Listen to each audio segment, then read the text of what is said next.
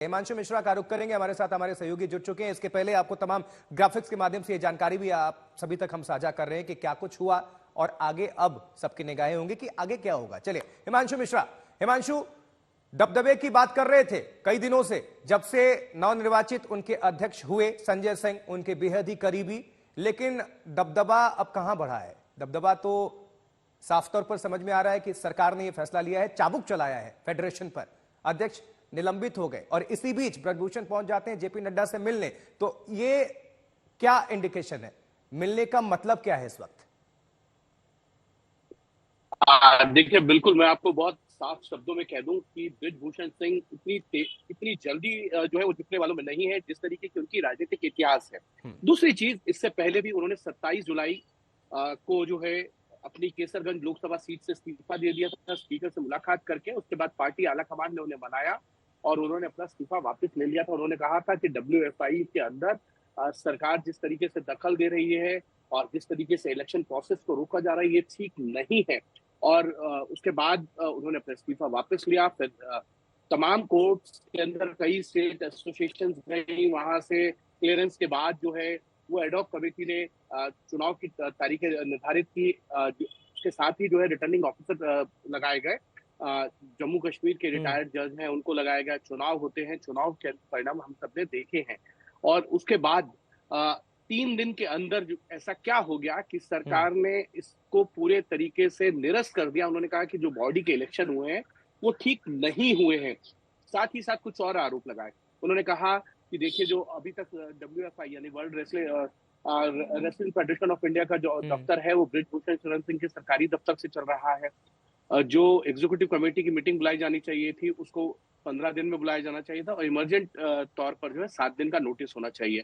उसके बाद ही आप नेशनल कॉल कर सकते थे। नेशनल नहीं किया आपने, अंडर 15 अंडर 20 का नेशनल का कॉल किया, लेकिन प्लेयर्स को उतना सुटेबल टाइम नहीं दिया कि वो अपनी तैयारी कर सके और सही जगह आए। क्योंकि पूरे देश भर से जो है प्लेयर्स आते हैं, वो तमिलनाडु, पुडुचेरी, तमाम स्टेट्स के जो है प्लेयर होते हैं, मणिपुर से भी आएंगे, जम्मू कश्मीर, तो सबको अपने अपने तरीके से लॉजिस्टिक देखने होते हैं और 1 महीने का टाइम दिया जाता है नेशनल चैंपियनशिप से पहले।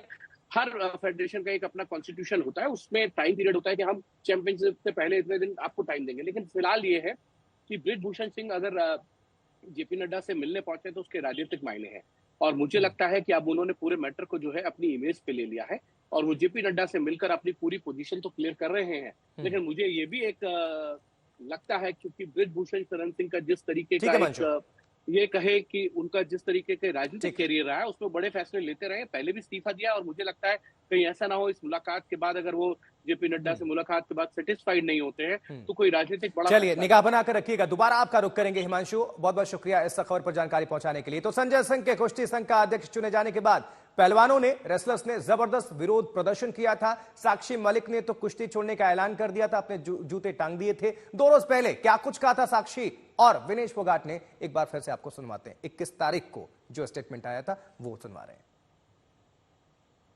हम तो 40 दिन सोए रोड पे, लेकिन मैं सभी तमाम देशवासी जो भी हमारे प्रोटेस्ट में आए, दूर दूर से आए, बूढ़ी महिलाएं आई, बहुत सारे लोग ऐसे आए जिनके पास खाने कमाने के लिए नहीं है, फिर भी हमें सपोर्ट करने आए। हम नहीं जीत पाए पर आप लोगों का बहुत बहुत धन्यवाद। और एक बात और कहना चाहूँगी कि लड़ाई लड़ी, पूरे दिल से लड़ी, लेकिन अगर प्रेसिडेंट ब्रजभूषण जैसे आदमी जैसा ही रहता है, उसका बिल्कुल सहयोगी है, उसका बिजनेस पार्टनर है, वो अगर इस फेडरेशन में रहेगा तो मैं अपनी कुश्ती को त्यागती हूँ और मैं आज के बाद कभी भी आपको वहां नहीं दिखूंगा। तो बस सभी देशवासियों को धन्यवाद जिन्होंने आज तक इतना मेरा सपोर्ट किया और मुझे इस मुकाम तक पहुंचाया।